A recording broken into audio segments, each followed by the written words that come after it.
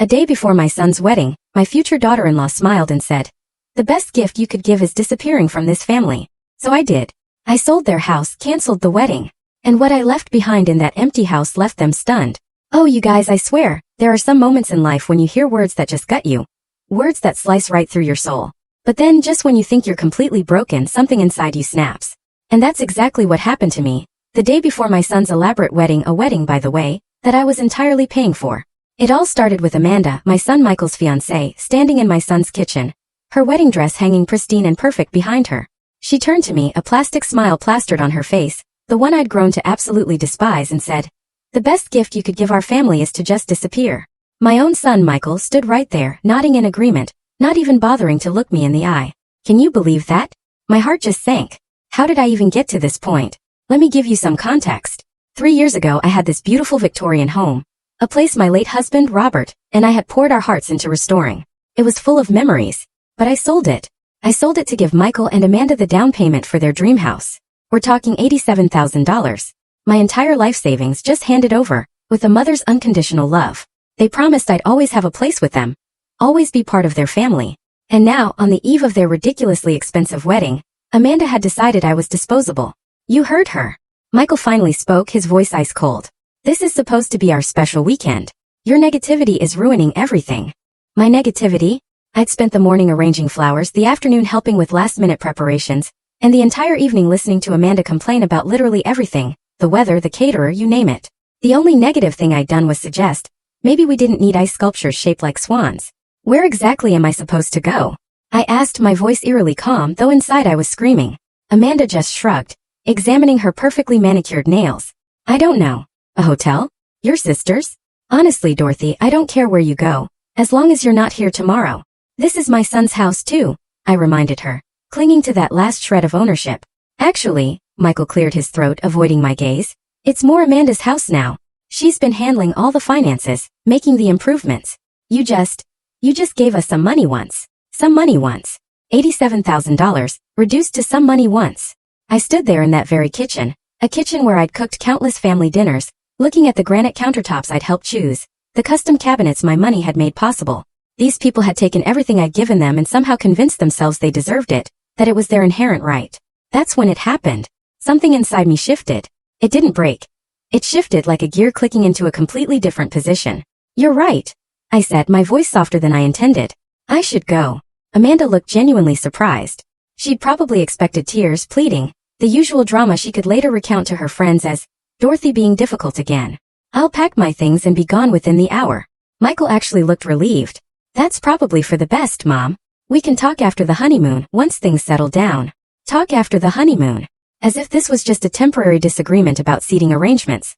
I went upstairs to the guest room. Because it was never my room. I wasn't allowed to call it that. Always the guest room because guests eventually leave. As I folded my clothes into my suitcase, I could hear them downstairs already planning how to rearrange the space. Amanda wanted a yoga studio. Michael thought it would make a good office. Neither of them considered that maybe, just maybe, they should feel a shred of guilt about throwing out the woman who'd made their perfect life possible. I paused at Robert's photograph on the nightstand. 43 years of marriage, and he'd never once made me feel unwanted in my own home. "Don't worry, sweetheart," I whispered to his image. "I'm not going down without a fight." But first I had some phone calls to make. Sitting in my car outside their house. No, scratch that. Outside the house my money had bought. I pulled out my phone and dialed my lawyer's emergency number. Margaret Chun had been handling my affairs since Robert's death. And bless her heart, she'd warned me about this exact scenario. "Dorothy, it's Saturday evening. Is everything all right?" she asked, a hint of concern in her voice. "Margaret," I said, trying to keep my voice steady, "I need you to pull the documentation on the house purchase. All of it." A pause. "Has something happened with Michael and Amanda?" I told her everything. Amanda's ultimatum, Michael's betrayal, the casual way they dismissed my contribution as some money once.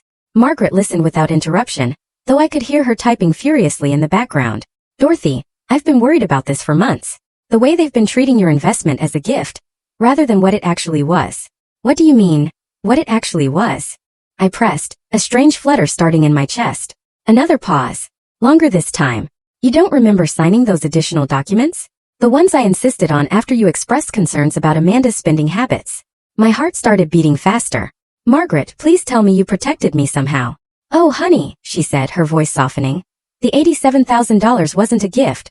Legally it was a loan with your name on the deed as co-owner. Amanda never signed the acknowledgement forms I sent over. I nearly dropped the phone. Are you serious? Dead serious. Amanda kept forgetting to sign the paperwork, and you were so focused on keeping peace in the family that you never pressed the issue.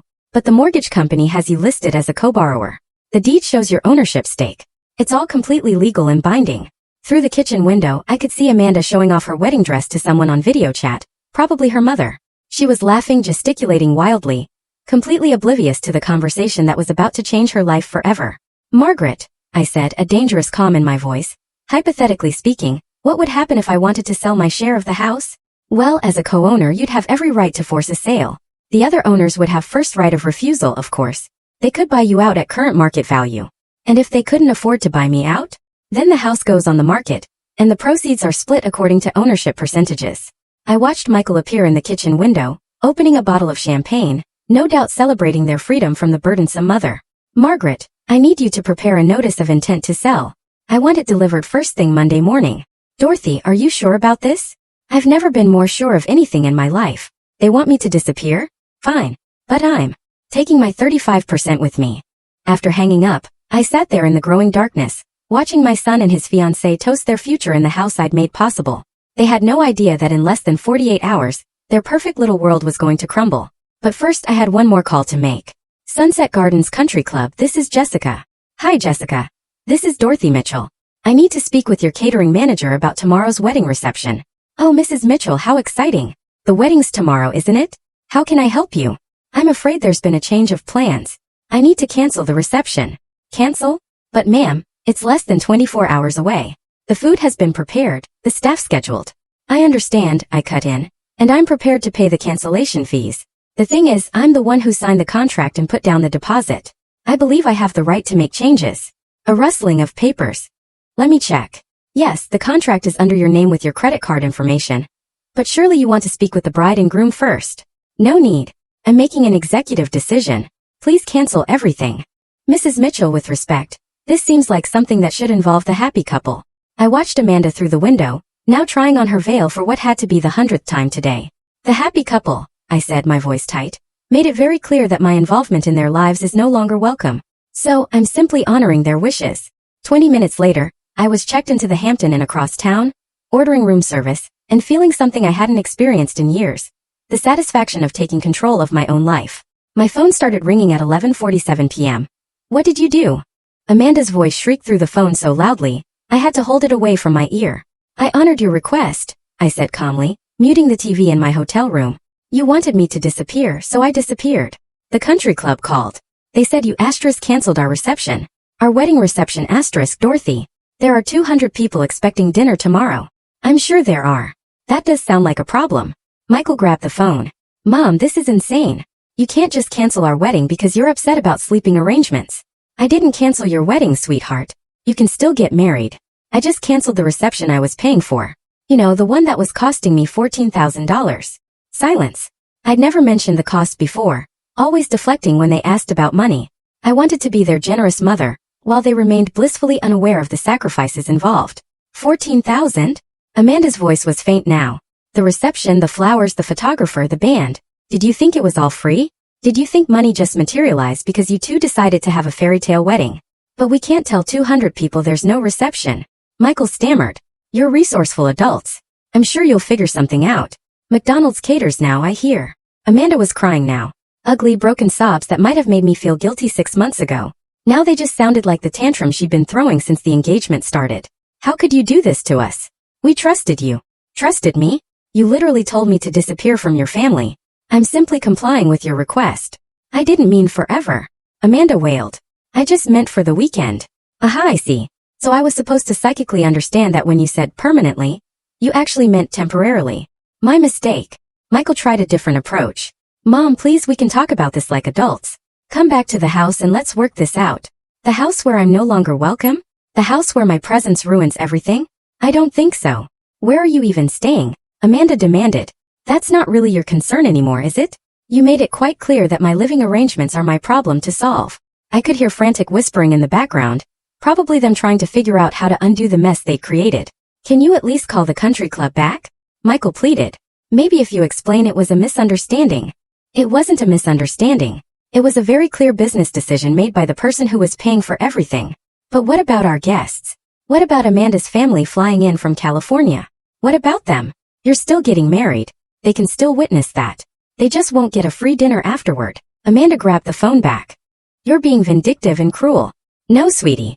Vindictive and cruel was telling the woman who's been supporting your dream wedding to disappear from your family. I'm just being fiscally responsible. This will ruin everything. Everyone will think we're broke. Well, now that you mention it. I let that hang in the air for a moment, letting them squirm. Now that you mention it, without my financial support, you probably are going to be broke pretty soon. That's another thing we should discuss. What do you mean? Michael's voice was tight with panic now. I mean, have you actually looked at your household budget lately? Do you know how much your monthly expenses are versus your income? More frantic whispering. Because I've been supplementing your lifestyle in ways you probably haven't even noticed. The grocery money I slip to Amanda when we go shopping together. The utility bills I pay online because you're always a little short this month. The car repairs, the insurance payments, the little emergencies that keep popping up. Those were gifts, Amanda said weakly. Were they? Because from where I'm sitting, they look more like an allowance. And allowances can be discontinued at any time. The silence stretched so long I thought they'd hung up. Finally, Michael spoke. What do you want, Mom? Now that was interesting. An hour ago they couldn't wait to get rid of me. Now they wanted to negotiate. I want exactly what you offered me. To disappear from your family permanently. And I want to take my money with me when I go. By Sunday morning my phone had 37 missed calls and 41 text messages. I ignored them all while enjoying room service breakfast and reading the Sunday paper like a civilized person. The wedding was scheduled for 2 p.m. At 9 a.m., there was a knock on my hotel room door. Through the peephole, I saw Michael in his wrinkled tuxedo shirt, looking like he hadn't slept a wink. Mom, please, we need to talk. I opened the door but didn't invite him in. Shouldn't you be getting ready for your big day? That's what I need to talk to you about. His eyes were red-rimmed, desperate. Amanda's having a breakdown. She's locked herself in the bathroom and won't come out. Her mother is threatening to fly back to California. The whole thing is falling apart. I'm sorry to hear that. I hope you work it out. Work it out? Mom, you destroyed our wedding. No, son. I removed my financial support from your wedding. There's a difference. He pushed past me into the room and I let him. Sometimes you have to let people hang themselves with their own words. This is insane. Over what? A misunderstanding about sleeping arrangements. Sit down, Michael. Something in my tone made him obey. I remained standing looking down at my 42-year-old son, who was finally starting to understand that actions have consequences. This isn't about sleeping arrangements. This is about respect. This is about gratitude. This is about treating the person who made your lifestyle possible like a human being, instead of an inconvenience. We've always treated you well. Have you? When was the last time you asked about my life, my interests, my feelings? When was the last time you invited me somewhere because you wanted my company? Not because you needed my help. He opened his mouth, then closed it. I'll wait. The silence stretched uncomfortably. When was the last time you called just to talk? When was the last time you remembered my birthday without Facebook reminding you? When was the last time you treated me like your mother instead of your personal bank? That's not fair, Mom. Michael, in the past year. How much money have I given you and Amanda? I don't know. A few thousand here and there for emergencies. $37,000. His face went white. $37,000 in emergencies and little helps. And just until we get back on our feet, on top of the $87,000 for the house down payment. That's $124,000, Michael. More than most people make in 2 years. We were always planning to pay you back. Were you? Because Amanda's been shopping for a new car. You've been looking at vacation packages to Europe. Neither of you has mentioned paying me back even once. He slumped forward, head in his hands. What do you want from me, Mom? I want you to understand that I'm not your personal ATM. I want you to understand that kindness and generosity aren't infinite resources. And I want you to understand that when you treat someone badly enough, for long enough, eventually they stop caring about your problems. So you're punishing us by ruining our wedding day? The casual cruelty in that statement, that my setting boundaries was punishment, confirmed everything I'd been feeling. No, Michael. I'm protecting myself by stopping the pattern of financial abuse. Financial abuse? That's ridiculous. Is it? You've conditioned me to believe that my only value to your family is monetary. You've trained me to expect crumbs of affection in exchange for major financial contributions. You've made me feel guilty for having needs and expectations, while you take everything I offer for granted. I sat down across from him, leaning forward so he had to look at me. Yesterday, Amanda told me the best gift I could give your family was to disappear permanently, and you agreed with her. After everything I've done, everything I've sacrificed, you agreed that I should disappear. She didn't mean it. Yes, she did. And so did you. And you know what? You're going to get exactly what you asked for. He looked up sharply. What does that mean? I smiled, and it wasn't a nice smile. It means you better figure out how to pay for your own lifestyle from now on. It means you better hope Amanda's parents are feeling generous. And it means you better start looking at apartments, because the house situation is about to get very complicated. What are you talking about? I'm talking about the legal documents you never bothered to read before your father, and I helped you with that down payment. The ones that make me a co-owner of your precious house. The color drained from his face completely. That's right, sweetheart. I own 35% of your house, and I'm about to put it on the market. Michael stared at me like I just spoken in ancient Greek. You can't own part of our house. We bought it. We live there. With my $87,000 down payment, yes. Did you think that money just evaporated into the ether? But you said it was a gift. You said you wanted to help us get started. I pulled out my phone and scrolled to Margaret's email from last night. Apparently, my lawyer had different ideas about protecting my investment. Would you like me to read you the relevant legal documents? This is impossible. Amanda would have had to sign something. Amanda was supposed to sign something. She kept forgetting to return the papers. Margaret kept them on file anyway. Michael was shaking now, either from anger or fear. You planned this. You've been planning this whole thing. Oh, sweetheart. If I'd been planning this, don't you think I would have done it before paying for your wedding? The truth of that seemed to hit him. I'd spent $14,000 on a wedding for people who just told me to disappear. If I'd been scheming, I would have pulled the plug months ago. So what happens now? His voice was small, defeated. Now you have a choice. You can buy out my 35% share at current market value. Or we can sell the house and split the proceeds. We can't afford to buy you out. The house is worth $300,000 now. 35% of that is over $100,000. I know. I'm good at math. That's why I have money and you two are always broke. He flinched. That's not. We're not broke. We just have a lot of expenses. Michael, your combined household income is $8,000 a month. Your mortgage payment alone is $2,400. Add in car payments, credit cards, utilities, groceries, and Amanda's shopping habit, and you're spending more than you make every single month. How do you know all that? Because I've been making up the difference for the past 3 years. Do you think the money fairy was leaving cash under your pillow? The hotel room phone rang. I answered it while Michael sat there, processing his new reality. Mrs. Mitchell, this is Jessica from Sunset Gardens. I have the bride's mother on another line. She's asking about reinstating today's reception. She says she'll pay all the costs if you'll allow us to proceed. I looked at Michael, who was listening with desperate hope in his eyes. That's very generous of her, Jessica. But I'm afraid that won't be possible. Mom, please. Michael started. I held up a hand to silence him. You see, Jessica, there are some family dynamics at play here that make it inappropriate for me to accept payment from other family members for an event I chose to cancel. I understand. Should I tell Mrs. Worth that the cancellation stands? Yes, please. And Jessica, send my final bill to this hotel. I'll settle up everything I owe for the inconvenience. After hanging up, I turned back to Michael. Amanda's mother was willing to pay $14,000 to save your reception. She's been planning this wedding for months. She invited half her country club. How nice for her. Too bad her daughter couldn't manage to be civil to the person who was originally paying for everything. Michael pulled out his phone. I need to call Amanda. We need to figure out what to do about the house. Go ahead. But Michael, when you talk to your wife about our new arrangement, make sure she understands something. He looked up from dialing. I'm not the same woman who walked out of your house last night. That woman was desperate to keep peace in the family at any cost. This woman is done being taken advantage of. You're really going to force us to sell our home? I'm going to exercise my legal rights as a co-owner. What you do with that information is up to you. He left without another word, probably to deliver the worst news of Amanda's life on what was supposed to be her happiest day. 20 minutes later, my phone rang again. Dorothy. Amanda's voice was barely recognizable through her tears. We need to talk. No, sweetie. We really don't. You made it very clear yesterday. That talking to me wasn't something you were interested in doing. I was upset. I was stressed about the wedding. I didn't mean what I said. Of course you were upset.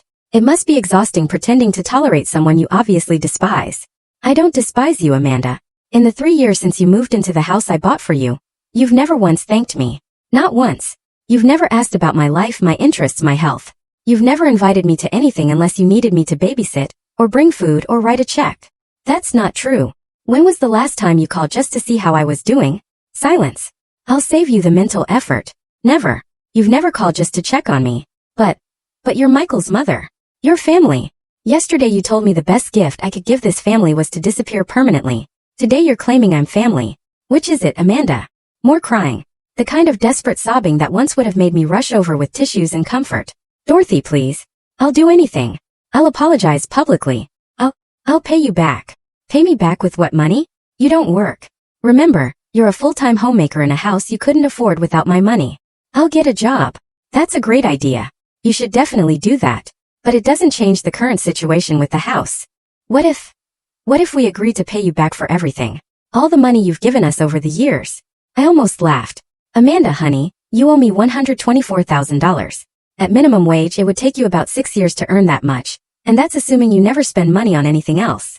The silence that followed was the sound of reality finally sinking in. By 4 p.m. they'd called 16 more times. I'd answered exactly none of them. Instead, I was sitting in the hotel restaurant, enjoying a lovely late lunch and watching the local news coverage of a wedding disaster at Sunset Gardens. The reporter didn't mention names, but the footage of Amanda in her wedding dress, crying on the country club steps, was pretty unmistakable. Excuse me, aren't you Dorothy Mitchell? I looked up to see a woman about my age with perfectly styled gray hair and kind eyes. She looked familiar, but I couldn't place her. I'm sorry. Do we know each other? Barbara Worth, she said, extending a hand. Amanda's mother. She gestured to the empty chair across from me. May I? This should be interesting. Barbara sat down with the practiced grace of someone who'd spent decades handling social crises. I wanted to thank you. That wasn't what I'd expected. Thank me for what? For showing my daughter who she really is.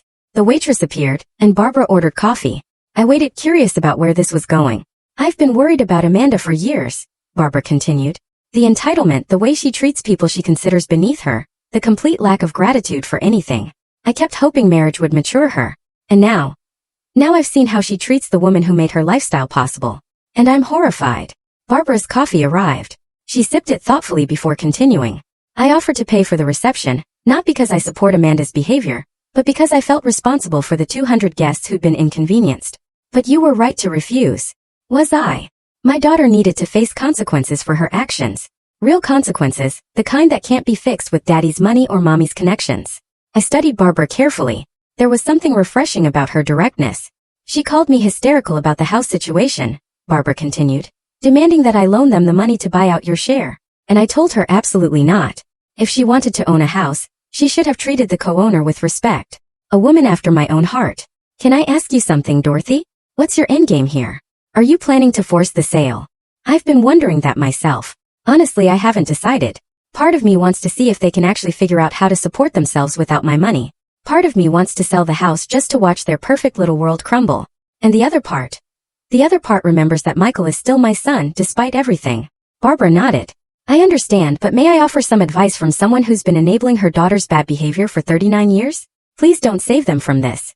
Whatever you decide about the house, don't cushion the fall. Amanda has never faced real consequences for treating people badly, and it's turned her into someone I barely recognize as my daughter. She reached into her purse and pulled out a business card. I'm flying back to California tomorrow. If you ever want to talk to someone who understands what it's like to love an ungrateful child, call me. After Barbara left, I sat alone with my thoughts and my phone, which was still buzzing with increasingly desperate messages. The truth was, I hadn't decided what I wanted my endgame to be. I'd been reacting, protecting myself, asserting boundaries. But now I needed to figure out what came next. The nuclear option was forcing the sale. Michael and Amanda would have to find an apartment, probably in a much less desirable part of town. They'd finally understand what it meant to live within their means.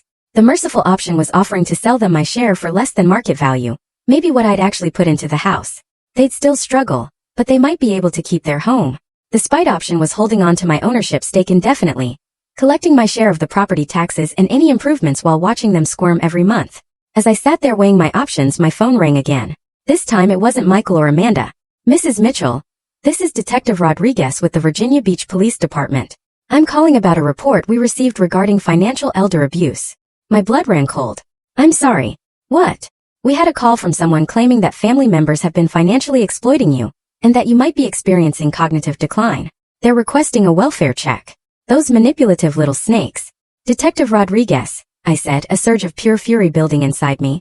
I can assure you that I'm in full possession of my mental faculties. In fact, I'm probably thinking more clearly than I have in years.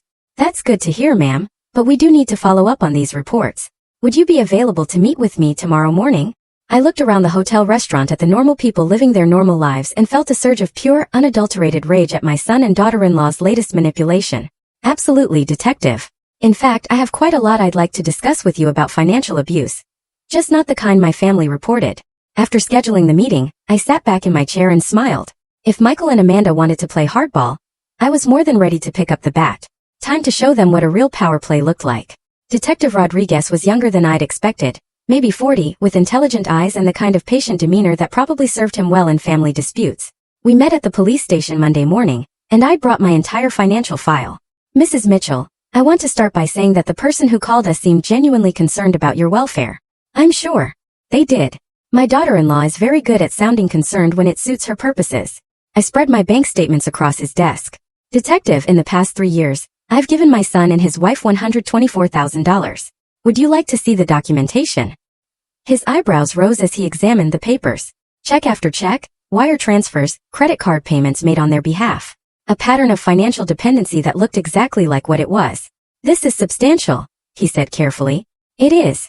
And yesterday, when I finally set some boundaries about how they treat me, they decided I must be mentally incompetent. I pulled out my phone and played the voicemail Amanda had left at 3M*. Dorothy, this is insane behavior. Normal people don't destroy their families' lives over hurt feelings. We're worried about you. Maybe you need to see someone. Get some help. Michael thinks you might be having some kind of breakdown. Detective Rodriguez listened, taking notes. Has there been any history of cognitive issues, Mrs. Mitchell? None whatsoever. I manage my own finances, maintain my own household, drive myself places. The only thing that's changed is that I stopped letting them take advantage of me. I showed him the house documents Margaret had sent over. My lawyer can verify that I'm a legal co-owner of their property. Everything I'm doing is within my rights as an investor, protecting her assets. And the wedding cancellation? I was paying for a reception for people who told me to disappear from their family permanently. So I honored their request. We talked for another 20 minutes.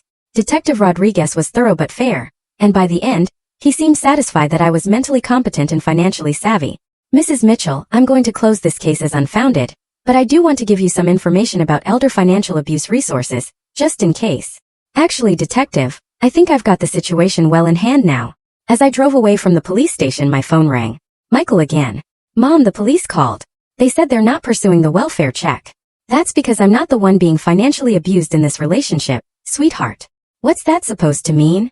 It means you and Amanda have been systematically draining my resources for years, while giving me nothing but disrespect in return. The detective was very interested in my documentation. A long pause. Are you threatening us? I'm informing you that your manipulation tactics aren't working anymore. Mom, please, can we just sit down and talk about this like adults? We can, but not at the house I co-own. And not until Amanda apologizes for her behavior. She's sorry. She's been crying for 2 days. Has she? Because the voicemail she left me at 3 this morning suggested she thinks I'm mentally ill. Not that she's sorry. Another pause. Where do you want to meet? Margaret Chen's office. Tomorrow at 2 p.m. bring Amanda and bring a realistic proposal for how you're going to handle the house situation. A proposal? Michael, I own 35% of an asset worth $300,000.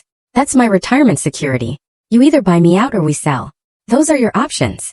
After hanging up, I realized something had shifted in our dynamic. For the first time in years, they needed something from me more than I needed something from them. Margaret Chen's law office felt like neutral territory. All dark wood and leather-bound books. Michael and Amanda arrived 15 minutes late, looking like they'd been arguing in the car. Amanda's eyes were puffy and red, her usual polished demeanor completely gone. She'd clearly been crying for days, and part of me felt a twinge of sympathy. The other part remembered her words. The best gift would be if you disappeared from our family. Dorothy, Amanda started immediately, I owe you an enormous apology. I was stressed and overwhelmed, and I said things I didn't mean. Thank you. That's a start. She looked surprised, like she'd expected me to immediately forgive everything. Margaret spread the house documents across the conference table. Let's review the facts. Dorothy provided $87,000 for the down payment. The mortgage shows her as a co-borrower. The deed lists her ownership at 35%. Michael studied the papers like they might magically change. We had no idea about the ownership stake. You would have if Amanda had signed the acknowledgement forms, Margaret replied crisply. I sent them 3 times. I was busy with wedding planning, Amanda said weakly. For 3 years. Margaret's tone was beautifully skeptical. I let them squirm for a moment before speaking. The question now is how we move forward. I have a proposal. They both leaned forward hopefully. Option 1. You buy out my 35% share at current market value. $105,000. Amanda's face went white. We don't have that kind of money. Option 2. We put the house on the market and split the proceeds according to ownership percentages. We'd have to move, Michael said quietly. Yes, you would. To something you can actually afford. What about option 3? Amanda asked desperately. There is no option 3. Those are your choices. Margaret pulled out a calculator. If you sold the house today after realtor fees and closing costs, you'd probably net around $270,000. Dorothy's share would be about $95,000. You'd have $175,000 to find new housing. That's not enough for anything decent. Amanda protested. It's enough for a nice apartment, or a smaller house in a different neighborhood, I replied. You know, the kind of place people with your actual income should be living. Michael ran his hands through his hair. Mom, is there any way we can work out a payment plan? Maybe we could pay you monthly until we've bought out your share. I've been waiting for this. At what interest rate and with what collateral? You've already proven you don't honor financial agreements. That's not fair, Mom. You owe me $37,000 in emergency loans that you never intended to repay. Why would I trust you with another $100,000? Amanda started crying again. This is going to destroy our lives. No, Amanda. This is going to force you to live within your means for the first time in your adult life. But what about our credit? What about our reputation? I almost laughed. Your credit, honey, your credit is already terrible. You've been late on every bill for months. I know because I've been bailing you out. Margaret cleared her throat. I need to advise you that Dorothy has every legal right to force a sale. She's being more than generous by offering these options. How long do we have to decide? Michael asked. 30 days, I said.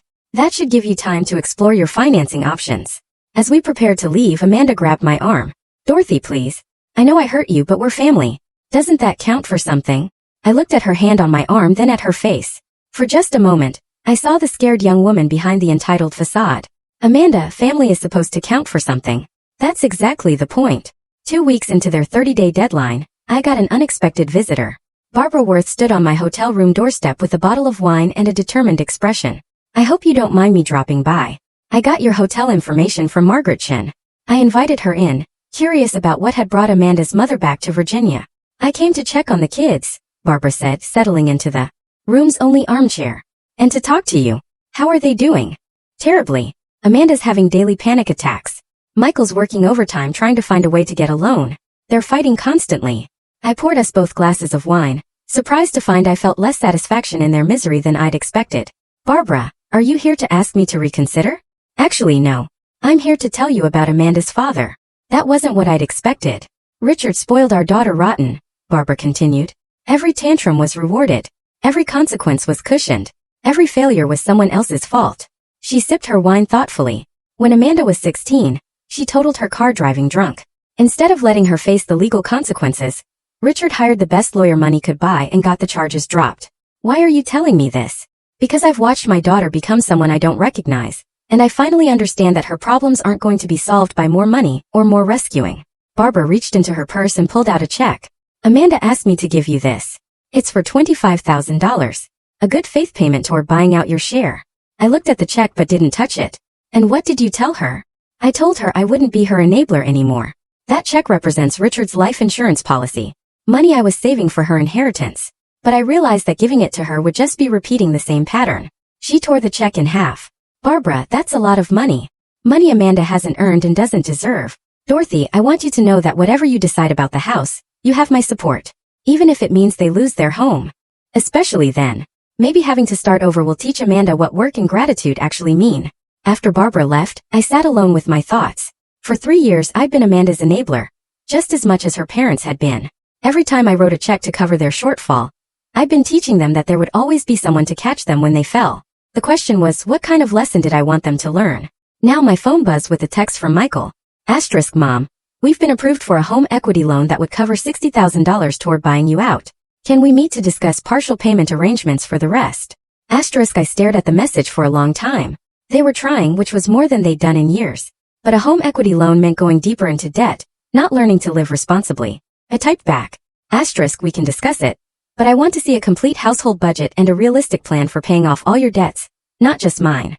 Asterisk his response came immediately. Asterisk, anything you want, Mom. We just want to make this right. Asterisk for the first time since this whole thing started, that sounded like progress. The budget meeting was enlightening in the worst possible way. Michael and Amanda spread their financial documents across Margaret's conference table like evidence of a crime, which in a way they were. Okay, I said, reviewing their monthly expenses. You spend $400 a month on restaurants. We both work long hours. Amanda said defensively. Sometimes we're too tired to cook. You don't work at all, Amanda. I mean, Michael works long hours.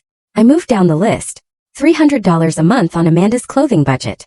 I need to look professional for social events. What social events? You don't have a job. Amanda's face was getting red, but I continued. $200 on premium cable and streaming services. $150 on Amanda's gym membership that you use maybe twice a month. $800 a month in credit card minimums for what appears to be shopping and vacation debt. Michael was adding numbers on his phone calculator. Mom, I know it looks bad. It looks like you're living a lifestyle that requires about $12,000 a month when you bring home $8,000. But with the home equity loan, we could pay off the credit cards and reduce our monthly expenses significantly, Amanda said hopefully. I looked at Margaret, who was taking notes with professional detachment. Amanda, you'd be borrowing against the house to pay off credit card debt. What happens when you run up the credit cards again? We won't. We've learned our lesson. Have you? Because I don't see any significant changes in this budget. You're still eating out constantly, still maintaining expensive memberships you barely use, still treating shopping like a hobby. Michael leaned forward. What would you want to see, Mom? What would convince you that we're serious about changing? Finally, the right question. I want to see a budget that reflects your actual income. I want to see you cooking at home, canceling unnecessary subscriptions, and Amanda getting a job. A job? Amanda looked horrified. Yes, a job. You're 39 years old with a college degree. There's no reason you can't contribute to the household income. But Michael makes good money. Not good enough apparently, since you've been supplementing it with my money for 3 years. Margaret cleared her throat. Dorothy, what exactly are you proposing? I've been thinking about this for days. Here's my offer. You can buy out my share for $75,000 instead of the full market value of $105,000. But there are conditions. They both perked up. First, Amanda gets a job within 60 days and maintains it for at least 2 years. Second, you sell one of your cars and use the proceeds to pay down debt. Third, you stick to a realistic budget with no restaurant meals, no unnecessary shopping, and no new debt for 2 years. How would you monitor that? Michael asked. Monthly financial check-ins with Margaret. You provide bank statements, credit reports, and proof of income. If you violate any of the conditions, the full amount becomes due immediately. Amanda was shaking her head. That's like being in financial prison. No, Amanda, that's called being accountable for your choices. They asked for time to discuss it privately. While they huddled in the hallway, Margaret turned to me. This is either very generous or very cruel. I can't decide which. Maybe it's both. When they came back, Michael spoke for both of them. We accept your terms. All of them. All of them. Amanda confirmed, though she looked like she was swallowing poison. Margaret started drafting the agreement. I'll need this notarized and filed with the county recorder's office. As we finalized the paperwork, I watched my son and daughter-in-law sign away their financial freedom for the next 2 years. Part of me felt victorious. Part of me felt sad that it had come to this. But mostly, I felt like I was finally teaching them a lesson their parents should have taught them decades ago. Actions have consequences and family isn't a free pass to treat people badly. 6 months later, I was sitting in my new apartment, a lovely 2-bedroom place in a senior community with a pool and walking trails, when Amanda called with surprising news. Dorothy, I got the promotion. Amanda had started working as a receptionist at a dental office, and apparently, she'd been good enough at it to move up to office manager. That's wonderful, honey. How do you feel? Exhausted. She laughed, and it was the first genuine laugh I'd heard from her in years. But also proud. I never knew I was good at organizing things. You always were. You just never had to use those skills before. There was a pause. Dorothy, I owe you an apology. Real one, not the panicked one from Margaret's office. I'm listening. I was horrible to you. For years, I treated you like an ATM and then got angry when you had feelings about it. I told myself you were just being dramatic. But the truth is, I was entitled and cruel. I set down my coffee cup, surprised by how much her words affected me. What changed your mind? Having to work for money instead of just asking for it. Realizing how hard it is to save even $100 when you're paying your own bills. Understanding what you sacrificed to help us. And Michael. He's getting there. He still thinks you were too harsh, but he admits we needed to change. Through my window, I could see other residents working in the community garden. I'd signed up to help with the spring planting next week. How are things between you two? Better. Actually, we're talking more now that we're not constantly stressed about money. We cook together. We take walks instead of going shopping. It's nice. I'm glad. Dorothy, would you like to come to dinner sometime? Nothing fancy. Just homemade spaghetti and maybe some conversation that isn't about money. I thought about it. The old Dorothy would have said yes immediately, desperate to restore the relationship. The new Dorothy had learned to protect her boundaries. I'd like that, but let's start with lunch in a public place. Baby steps, of course. Whatever you're comfortable with. After we hung up, I sat quietly for a while, processing how different this conversation had felt from all the others. Amanda had sounded like an adult, taking responsibility for her actions, not a child making excuses. Maybe the lesson had finally taken. My phone buzzed with a text from Barbara Worth. Asterisk, heard about Amanda's promotion. Thank you for not giving up on her. Asterisk, I texted back. Asterisk, thank you for not bailing her out. Sometimes the kindest thing you can do for someone is let them face the consequences of their choices. Sometimes love means saying no. And sometimes the best gift you can give someone is the opportunity to discover who they really are when no one's there to catch them. Asterisk, I'd spent 3 years being their safety net. And in doing so, I'd robbed them of the chance to develop their own strength. When I finally pulled that net away, they'd learn to fly. Not because they wanted to, but because they had to. And maybe that was the most valuable lesson of all.